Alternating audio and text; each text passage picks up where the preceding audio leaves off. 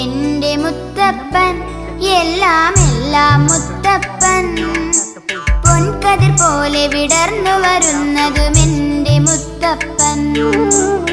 എന്റെ മുത്തപ്പൻ എല്ലാം എല്ലാം മുത്തപ്പൻ പൊൻകതിർ പോലെ വിടർന്നു വരുന്നതും എന്റെ മുത്തപ്പൻ.